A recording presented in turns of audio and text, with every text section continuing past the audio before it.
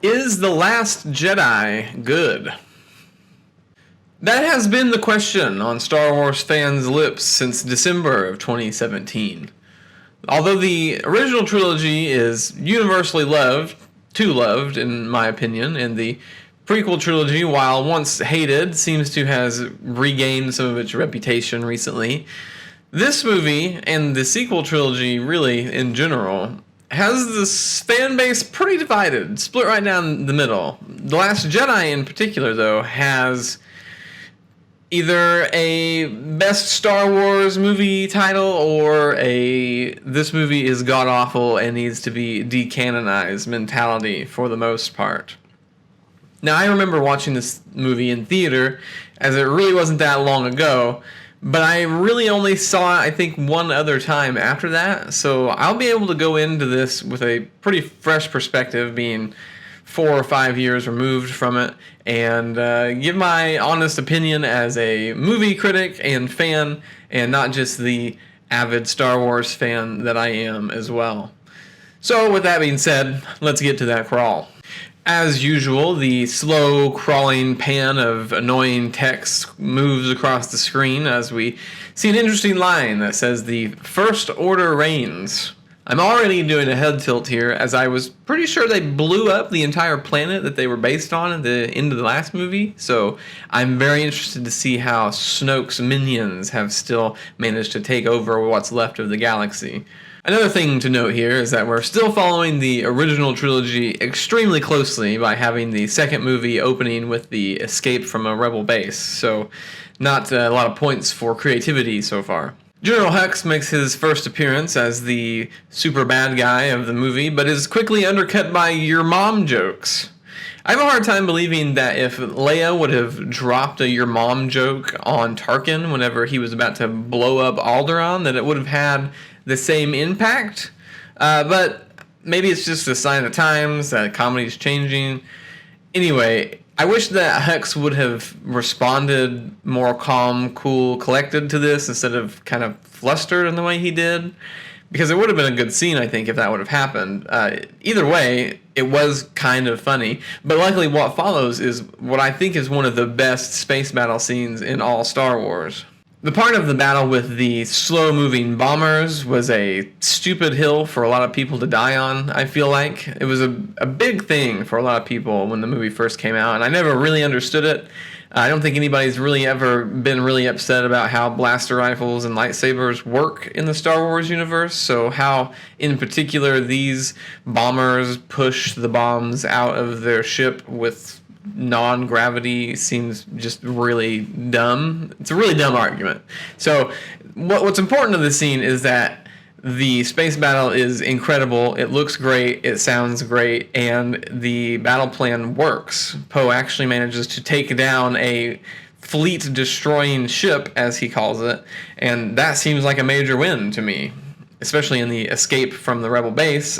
And it even goes out of its way to make a point that that ship was going to blow up the Mon Calamari cruiser with Leia on it. So Poe really saved most of the leaders here as well.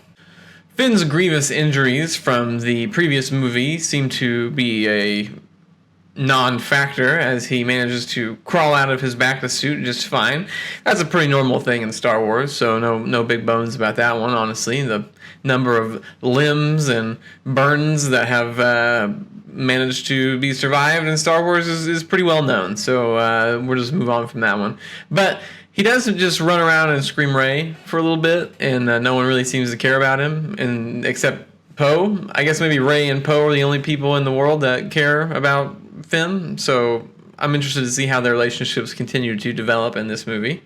Then we have our first scene with the fabled Luke Skywalker, and it does not go as you would expect, tossing the lightsaber over his shoulders, wanting nothing to do with it. The only time that he shows anything less than frustration is whenever he finally realizes that Han Solo isn't with Chewie and the Millennium Falcon, and it's a really well-acted scene. I never remember being impressed with Mark Hamill's acting in the original trilogy, but you can see in his age here, he's a much improved actor. After Hux is made a fool of in front of his entire staff on the bridge of his ship, Snoke seems to be pleased with the report, but then immediately backhands him to Kylo Ren, calling him a rabid cur and that he keeps him around just so he can be manipulated. And a large head tilt occurs from me on that statement. I don't know why you would keep a military leader around so they can be manipulated. What point is there to that? You're the leader. Your job is to manipulate your underlings just in general. You would want someone who is capable of the tasks you give them. So I don't understand the logic here at all. It's the furthest thing from any kind of military strategy I've heard in a long time. But it really is just terrible writing to explain why Hux is really bad at his job all of a sudden, and I am not okay with that. Setting that strange bit of dialogue aside, I think the choice to go fully CGI Snoke is a bit of an odd one, since it seems like some of those facial disfigurements could have been pretty easily done with practical effects, but regardless, he doesn't look bad by any stretch, so it's really just a matter of CGI versus practical, and I prefer the practical. Outside of that, the scene between Snoke and Kylo Ren is actually a really good one. The framing of all of the throne room shots are really great. The throne room itself looks really cool, and it sets Snoke up to be a really powerful antagonist for the movie, and just as a really nice little nod that he says something about how Kylo Ren was defeated by a girl who had never touched a lightsaber before. So I appreciated that acknowledgement. Something that I do not appreciate is the fact that he just continues to chastise Kylo Ren, especially since at the end of the last movie he said it's time to complete his training. So I'm not really sure what this absolute belittlement is supposed to do for his training exactly, but he's really just seems like he's just kind of throwing Kylo Ren away at this point instead of training him more. And I'm not sure what they're trying to do with Kylo Ren at this point. Then we return to Ahch-To with Luke Skywalker as he continues his sour old man routine. Now, I, for one, am really interested to see what has happened that made our Luke Skywalker that we knew and loved from the original trilogy turn into this one. Now, I know that a lot of people were really, really upset with the way that they portrayed Luke Skywalker in this movie, but I feel like this is really one of the strongest points of the movie, and sometimes characters change over the course of 30 years, and it's not always for the better. And I think that it's just a really interesting character piece to see exactly what happened and why to make this new Luke that we see before us. Unfortunately, we just waste a lot of time on the island as Luke fishes and drinks some disgusting blue milk, and eventually Rey does get bored following him around, so she just wanders over to a temple where Luke decides that he should probably check in with her just to make sure she's not, breaking things. But there they have a small conversation about why she's there and that she just needs some training, and Luke comes out and says that he will never train another Jedi again. Back with the remaining Resistance forces, we see Poe getting chastised by Leia for getting what little of their fleet was left destroyed, and remarking some strange little thing about dead heroes after they just blew up a destroyer that would have wrecked their entire fleet. So the messaging here just doesn't really seem on. I'm not sure what she's upset about, because, he did kind of save them. Like I said earlier, there is a literal shot of the cannon getting ready to pew-pew the Mon Calamari cruiser, which would have been very bad for them. So I'm just not sure what Leia is on about right now.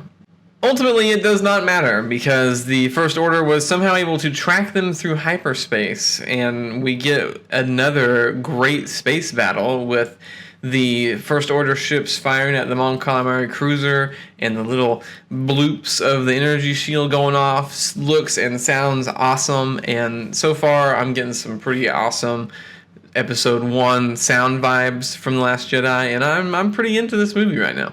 Amidst the chaos, we get a powerful scene with Kylo Ren as he stares the bridge down and decides to not pull the trigger on his missiles on the unshielded bridge to basically kill his mother. After killing Han in the last movie, this is a very Very pivotal moment for him, and gives you some hope for his character, despite what Rey said earlier about Kylo Ren having no light left in him.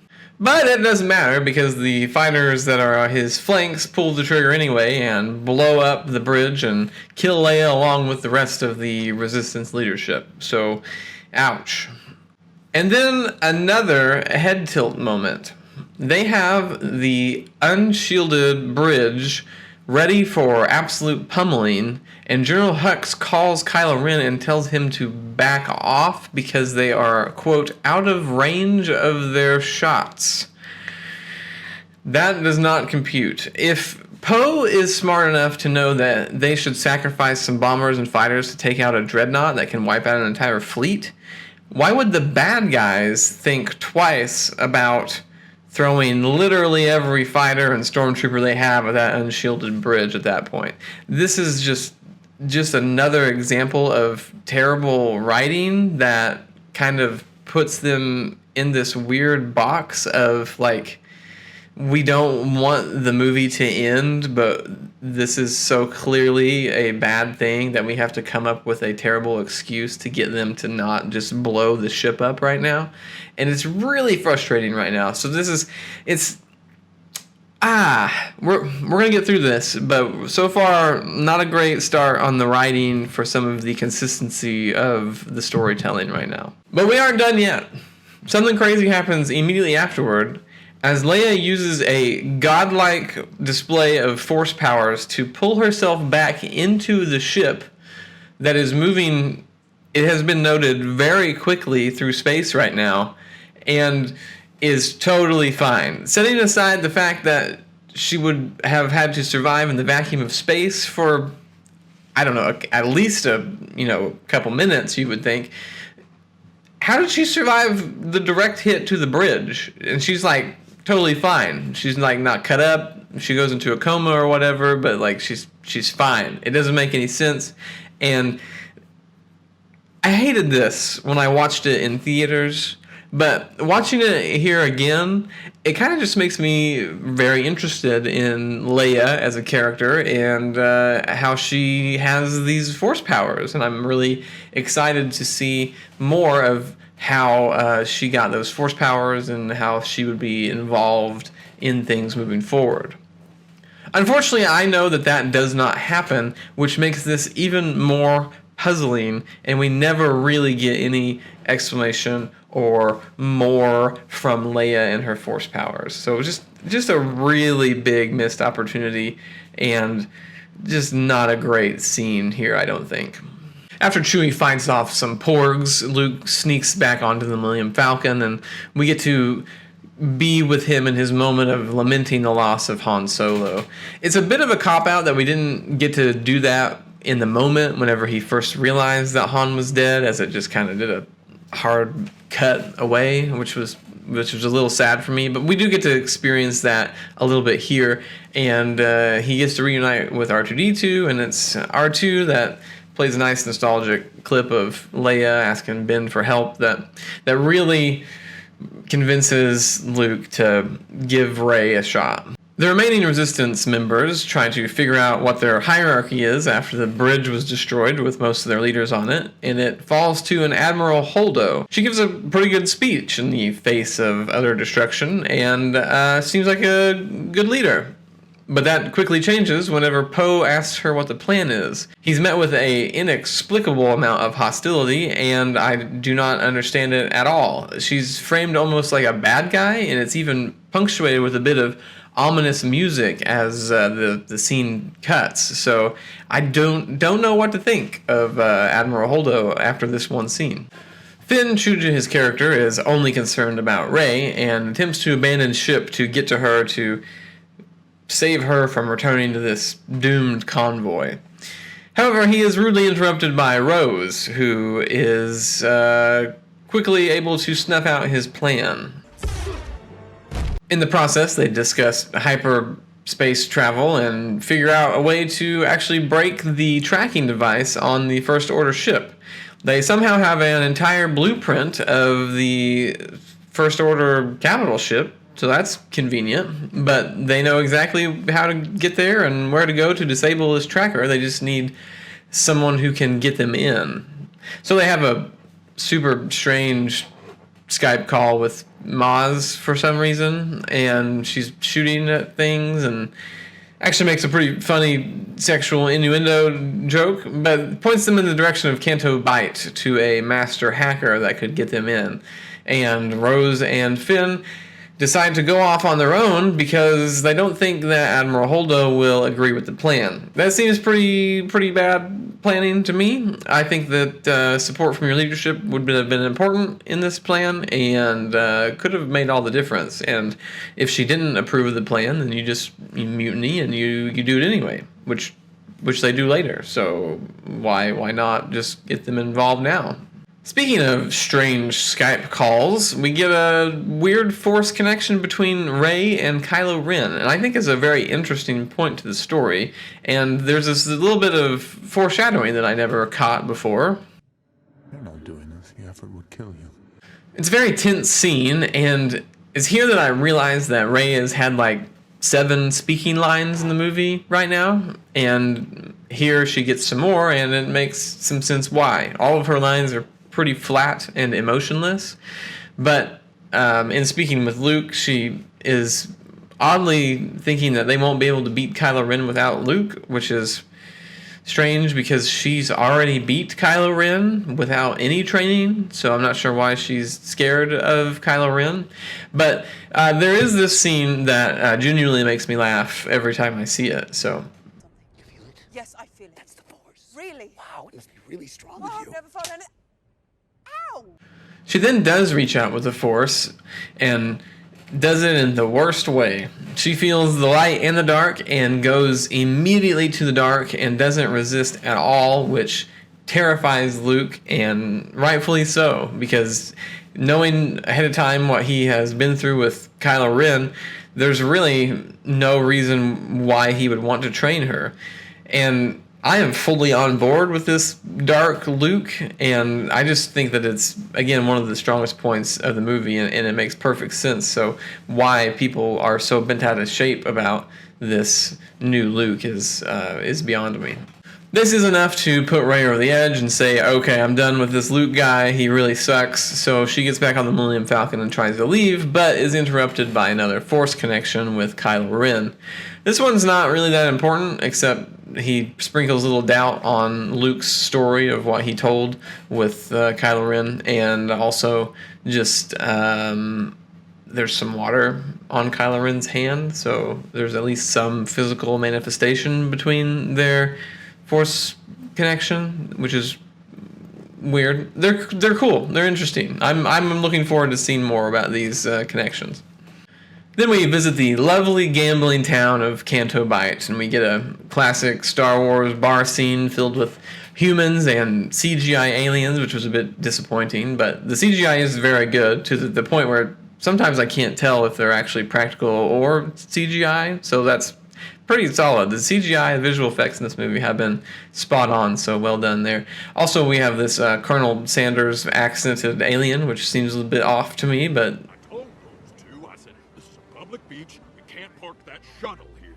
But they just lit off toward the casino. I appreciate this funny attention to detail with BB-8 jingling as he moves along filled with coins. And then Finn and Rose get arrested for illegally parking. Cool. Since the Millennium Falcon is junk, Rey can't really leave, so she decides to stay and train herself. Luke sees her training and apparently changes his mind and gives her a second lesson anyway, where they have a discussion about Darth Vader, which confirms my suspicions from the first movie that Kylo Ren would have definitely known that Darth Vader was redeemed and was actually the one who killed the Emperor, because Rey knows it, and she does not worship Darth Vader as some god or something. So really, really weird point in the first movie that Kylo Ren doesn't seem to know that little bit of information. Hamill continues to impress with the acting of Luke Skywalker as he tells the story of the night that Ben destroyed the Jedi Temple. And this is definitely the most interesting point in the movie to me, this dark Luke Skywalker. Thinking that even the most strong-willed person couldn't have a breakdown because they viewed themselves as this legend of the Jedi who helped take down the Empire and rebuild the Republic. Just had his entire life's work thrown down by a kid that he was entrusted with by his sister to care for, and he just completely failed there. So if you think that that's impossible, I think you're really overestimating how fragile the human psyche really is. Finn and Rose luck into finding a different hacker in their jail cell, and he manages to break them out just fine, and BB-8 just continues to make me smile as a droid in these movies. I don't know why. I never really appreciated BB-8 in the first time around, but I really like the droid in this one. As they escape, Rose releases these horse-like animals that she was captivated by earlier, and they just absolutely destroy this casino. Now, as much as I love The Empire Strikes Back, it has one of the worst waste of time scenes in all Star Wars, with the chase on the planet with the asteroid and the little worm guy inside of it. But this one is even worse. Ultimately, everything they do here ends up being completely useless, much like it is on Empire. But this one is just so poorly done. It's completely uninteresting. Everything is kind of just haphazard. Nothing really seems like it's planned.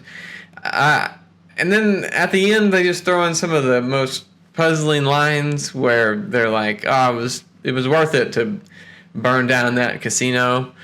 And then she unshackles one of the horses and it runs away. And she says, "Now it was worth it." And I'm just like, what? All that casino stuff was most likely insured. They don't care. And then the freaking horse thing is just going to get captured again. So nothing that you did here is really going to make any difference in the grand scheme of things. But anyway, they get off the island, no problem, as the hacker guy from earlier in the cell stole a ship, and along with BB-8, and they just hop on it, and they get the heck out of Dodge. So cool guys. Kylo Ren and Rey have another connection through the Force, this time oddly without him wearing a shirt. But they do discuss Ben's side of the story and the destruction of the temple that night, and while the truth of the matter lies somewhere between Luke and Ben's stories, he is 100% right about one of Rey's only weaknesses being the fact that she's looking too hard for a mentor, and first in Han Solo and now in Luke Skywalker.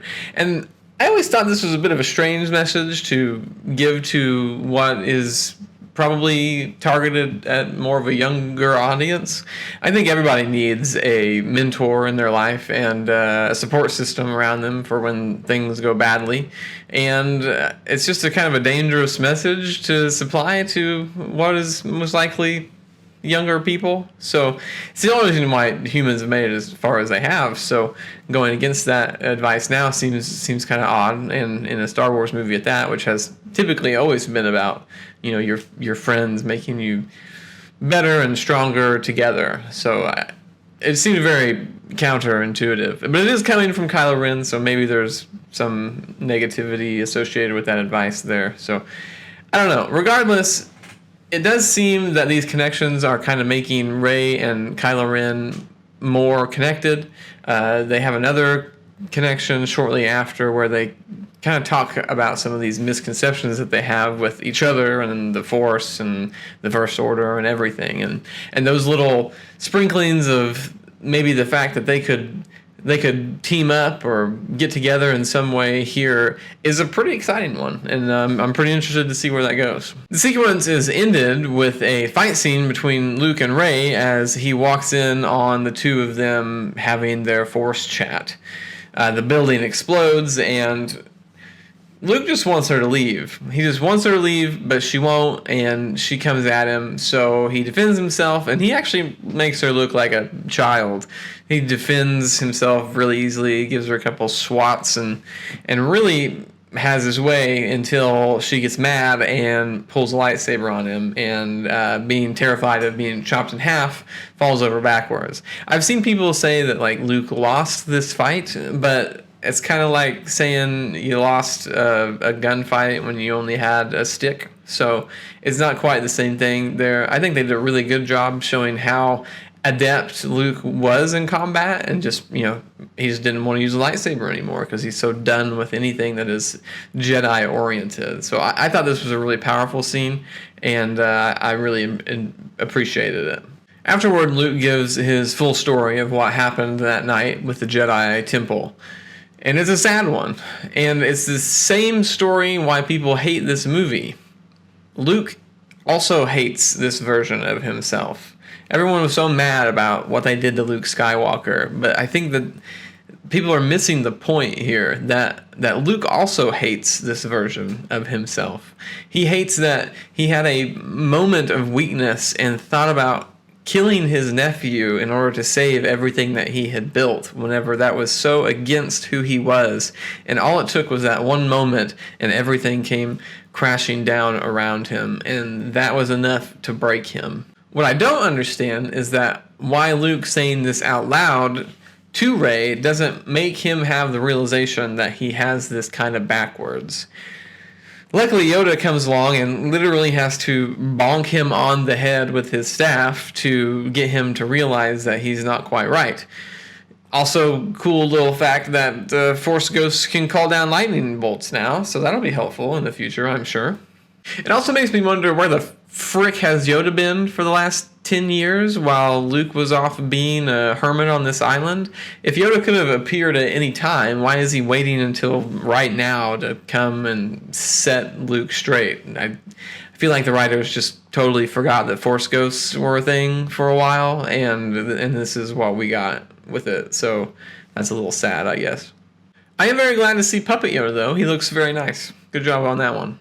As Finn and Rose try to make their way back to the convoy, they are still dealing with the new rogue that they've discovered, and Rose makes a pretty powerful statement by giving up her sister's medallion to him to seal the deal. Then we get a nice little tidbit from our Star Wars movie that no one ever asked for in a Star Wars movie, that war is bad and rich people make money off war, and that's bad. It's been a while, but we do return to Poe and the Resistance dealing with Holdo, and the tensions are mounting as they still don't have any idea what they're doing. Poe confronts her again, and seeing that the escape pods are being fueled up to be jettisoned, tips him over the edge and really forces his hand into a mutiny. Not sharing the plan at this point in the game, where you're on death's door, basically, is just asking for trouble. And the fact that this is even here just screams bad writing and a forced conflict where one was not needed to me, and I hate it. Rey launches herself onto Snoke's capital ship via an escape pod, but tells Chewie to give Finn a message for her before she does. This at least hints at some relationship between the two of them, even though they have not spoken this movie, which is really sad. Also, we don't speak Sherwook, so we don't know what that message was. Really, that seems like nothing more than a platonic friendship, so that's fine, but they don't explore that relationship at all in this movie. And after Finn being probably the most interesting character to me in the first movie, having done nothing with his character this movie is really disappointing to me. Kylo and Rey go to see Snoke with the ideas of turning each other to the other side. They both saw it in Force visions, but it's revealed that Snoke was actually the one who was connecting them the entire time. The tension between these two and Snoke has been expertly crafted to this point, and well done. Well done, Last Jedi. Unfortunately, Finn and Rose's master plan when they get aboard the ship doesn't pan out, and they get captured. So that was a completely waste of an hour of screen time, I guess. But things aren't going particularly well back on the Resistance mutiny either, as Leia wakes up and shocks Poe and reveal that their plan was to take the cloaked escape pods because the First Order wouldn't be scanning for smaller ships. What? They're literally chasing these big ships down to the point where they run out of fuel, the last stage in that chase would 100% be the jettisoning of escape pods. There's no logical explanation for why they would not be scanning for small ships, and it is completely asinine. And the writers try to spin it like this is a really smart idea, and the only reason why they get caught at all is because whenever Finn and Poe got captured, when Finn and Rose got captured, that the hacker betrayed them. That's the only reason why these escape pods got seen at all. But I have no words, and if the writers don't really care about plot or consistency or logic at this point, why should I? So moving on. Back in the throne room, Rey is really out of her element as Snoke just tosses her around like a rag doll and rips the information of where Luke Skywalker is right out of her head super easily, and he looks like a super powerful bad guy. And he's dead now. He's super dead now because the guy who can do all this crazy force power connection stuff, which Kylo Ren said would kill a normal person earlier, just can't feel a lightsaber moving on his left. I could feel a lightsaber moving on my left, and I don't even have force powers. You ever just been sitting there and you like feel someone like looking at you, and you turn around and there's like somebody just staring at you? That's the equivalent of what just happened to Snoke, and it just chopped him right in half. So again, consistency totally out the window. I don't know what to say about this other than cool, bad guy's dead. So let's see what happens with Kylo Ren and Rey now. As expected, the guards in the room descend on them quickly, and they team up, and it's pretty cool at first glance. But as you go back and you watch it again, the choreography is not great, in particular with Rey. I don't think that she's a great actress, and she's definitely not a great saber duelist either. So you got a couple weird spots here and there where this weird swing happens, and then Kylo Ren punches the ground for no reason here. Just a couple weird things. Overall, the scene's really cool, and if you play it at full speed and don't think too much about it, it looks great. It sounds great. However, the only real complaint I have with it is that, again, Rey has not really had any lightsaber training outside of swinging it at some rocks on Ahch-To, and she's the one who has to bail Kylo Ren out at the end of the battle. So I just don't understand why they keep framing her like she's this great swords woman or really strong on the Force, and she has literally nothing to show for how or why at this point she is so good at things. And it's pretty Mary Sue-ish. I don't like to use that word, but it's hard to say something else at this point. In the aftermath of the fight, Kylo Ren proposes a very interesting thing to Rey, that they forget everything. The Sith, the Jedi, the Republic, the First Order, and they just do their own thing. They go off together and remake the galaxy in whatever way they want, or I don't even know if that's what they wanted to do. But the idea of them teaming up would have been very unexpected and still hinted at, though, and would have been a really cool way to see how the rest of this movie develops and what the last movie looks like. Just completely different than any Star Wars that we'd ever seen, and that would have been really great. But instead, we got what was the least satisfactory resolution to this as possible, as Rey just goes to be the good guy and Kylo Ren goes to be the super big bad guy, which is super against his character. Makes a little sense for Rey, but Kylo Ren's thing over The Force Awakens and this movie has really been a story about him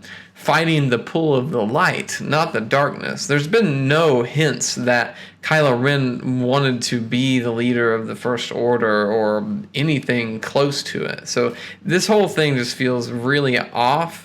I don't want to say it's bad writing like some of the other cases in this, but there just wasn't a lot of lead up to this kind of resolution for their story, and it's just really, really disappointing. However, I can say that this is bad writing. As Kylo Ren and Rey fight over Luke Skywalker's lightsaber, Admiral Holdo, who was left behind in the escape pod jettisoning for some reason, when autopilot definitely exists in this universe, decides to ram the ship at light speed using hyperspace travel. Something that completely breaks everything in Star Wars. I don't know whose idea this was in a boardroom to say, why don't they just ram it at light speed? I don't know, maybe because that makes it to where you can just crash a fighter into the Death Star at light speed and you win. That's why you don't do that. Regardless, it does look really sweet and makes a really impactful scene with all of the First Order ships being blown up in the process again. So I'm sure that they'll have more respawning ships in just a matter of moments like they did at the beginning of this movie. But right now, their entire fleet was just destroyed by a single lightspeed craft crashing into it. I don't know how that gets through the pre-screening, but here it is. Again, looks great. Sounds cool. It's actually silent, but pretty cool. Just completely breaks Star Wars space combat. I don't know how that makes it through any kind of consistency checks. I hate it. Incredibly conveniently, the lot of BB-8, Finn, Rose, Captain Phasma, really anybody that was important on the capital ship is completely fine. If you're going to do something cool like this, at least make it hurt somebody. I don't know. Anyway, Finn and Phasma get a pretty not great fight with some terrible dialogue sprinkled throughout as he just kind of floats up behind her and delivers a nice crack upside the skull as she falls into a pit of fire, as he calls himself rebel scum when they have been the resistance for 2 movies almost up until about 15 minutes ago. So I'm not sure when they became rebels, but again, consistency doesn't matter to these writers, so it's kind of whatever right now. But anyway, they managed to just stroll on over, hop in a TIE fighter, and get the heck off the ship before it implodes, I guess. No problem. Barely an inconvenience. They take that TIE fighter and they fly it into the fort that the rest of the Resistance members are flying into, and the gang's all back together. I just don't have a great feeling for how this final act is going to go out based on the last couple scenes, so here we go. The Resistance fortifies and formulates a plan as they wait for reinforcements, and they scrape together some vehicles to take down a new super weapon that the First Order has cheat codes spawned in with their unlimited respawns. It's Salt, in case you were wondering. Again, the scene is absolutely gorgeous, with the speeders kicking up the red dirt behind them, moving towards the AT-ATs in the distance. And the dialogue apparently got hyperspace bombed with the rest of the First Order, because there's been a large drop-off in quality since then. Mostly we've reduced ourselves down to bad one-liners. Finn's speech to rally the troops isn't particularly inspiring, and we just have a sharp drop-off in quality and dialogue at some point here, and it's just getting sad at this point. As they approach, it is very clearly a suicide mission. 1 TIE fighter in the air would have been enough to destroy all of those ships pretty easily, I think. But luckily, Rey and Chewie come in the Millennium Falcon, and angry Kylo Ren orders all of the TIE fighters to pursue the ship.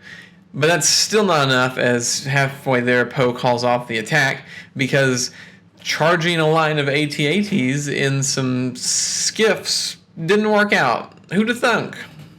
Finn refuses that order, though, and decides to go along with it.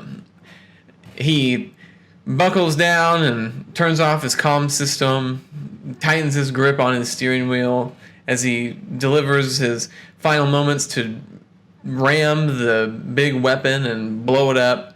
He closes his eyes to embrace himself as the heat from the gun starts to warp the metal of his ship.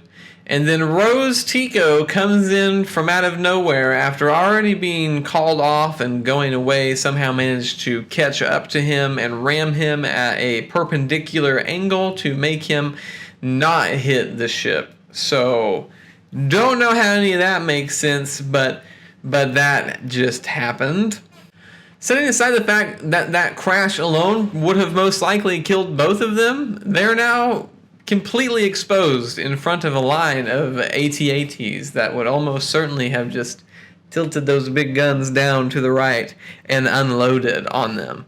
But do they do that? No. No, they give them enough time to have a little moment, and Rose sexually assaults Finn in a moment that no one, including Finn, saw coming. He was just as surprised about this kiss as the rest of us were. And then they managed to somehow drag themselves all the way back to the base without any of the First Order stormtroopers or AT-ATs or TIE fighters doing anything about it. I guess they're just fine. Let them go. In the Resistances and my sanity's darkest hour, Luke Skywalker shows up. How? I'm going to stop asking questions so I can get to the end of this video. Luke gives Leia Han's lucky dice and goes out into the salt field to solo the First Order. Apparently, Rey spurning Kylo Ren made him quite a psychopath as he orders a full barrage at Luke for way too long. And after that fails, he steps out to fight Luke himself.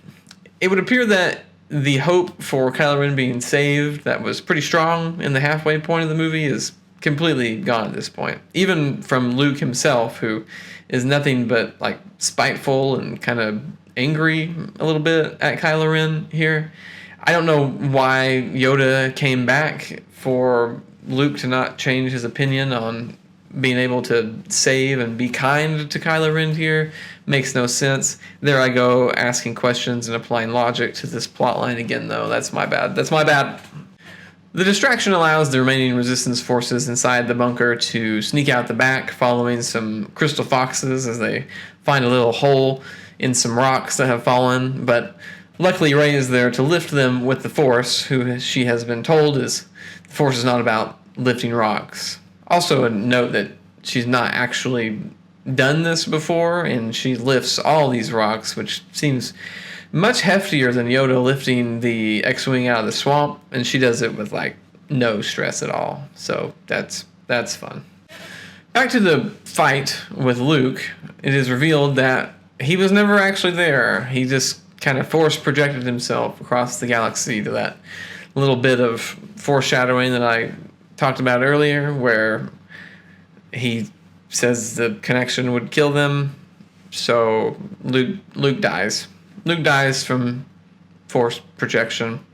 It's like, why? Well, if you're going to have Luke die, have him go there and actually have a cool lightsaber battle. This movie does not have a lightsaber battle. The only connection of lightsabers we see is when Luke tries to hit Ben with it and he blocks it and then he collapses the building on him. That's the only lightsaber on lightsaber contact in the whole movie, and it's just kind of pathetic. So the Resistance survives, barely. Rey and Poe meet each other for the first time in 2 movies, and Rey and Finn are friends. They hug once. That's it. I don't know. This movie can be summarized pretty easily with me. Unused potential. The Force Awakens didn't do a whole lot, but what it did do was build a lot of potential in their characters and their plot lines. And this movie either purposefully or ignorantly threw it all away at an attempt to be creative, at which I feel that it failed completely to do so. Now, outside of the terrible writing in the second half, I think this is a really good Star Wars movie. The battles are fantastic. Sound design is great. CGI is still really good as far as 5 years later. I think maybe the best CGI I've seen recently. So all the effects and all of the fun stuff of Star Wars is here, and it looks great. But they just really dropped the ball on developing their characters, which is really what has made Star Wars so good. When you think of Star Wars, the original trilogy, you think of Han and Leia and Luke, and you don't think of Rey or Finn or Poe right now. Maybe you think Kylo Ren and Rey, but Poe and Finn are just kind of afterthoughts. So I just don't know if they knew what they were doing with these characters in this movie in particular, and I think it really hurts the overall score for it from me. As the credits roll, though, I find myself asking the same question that Rey does at the end. How are they going to recover? They're reduced to what looks like 10 dudes on the Millennium Falcon. I don't know how you fight what is apparently still a very powerful First Order somehow after being destroyed twice, basically. 3 times if you count the Dreadnought at the beginning of this movie. So I just don't know how these 10 people are going to rally to make a convincing third movie to finish this trilogy off. And I just don't see a world where it ends well. Clearly, I did not think this was a good movie, just based on my attitude about the halfway point of this video. However, going back and watching it a third or maybe fourth time since I originally saw it in theaters, I did find some new things to appreciate, and I think that's a good thing. I hate it a little bit less now, and that makes me happy as a Star Wars fan. So if you enjoyed this very over-analyzing video of Last Jedi, please like and subscribe to the channel. I've got more videos for the other Star Wars movies coming up. We have whatever the last movie is called. I can't even think of it right now, if that tells you anything. And then we're going to do Rogue One and Solo Story as well, just for the fun of it. And we'll see how they all shake out. But after that, we have some other stuff on the agenda that I'm going to get to. But stay tuned for that stuff. And I appreciate anybody who's watched the videos up to this point. I'm doing this just for fun right now, but hopefully someday it can be something special, and I won't be able to do that without the few of you who are watching me. So I can't thank you enough for that, and just thank you so much for liking and subscribing and coming back and hanging out with me. Leave a comment down below if you thought that this Last Jedi movie was complete trash like me, or if you loved it and it's your favorite Star Wars movie. That kind of seems to be the 2 spectrums that this movie falls on. So I just, again, thank you guys for hanging out with me today, and until next time, thanks for watching, and I'll catch you later.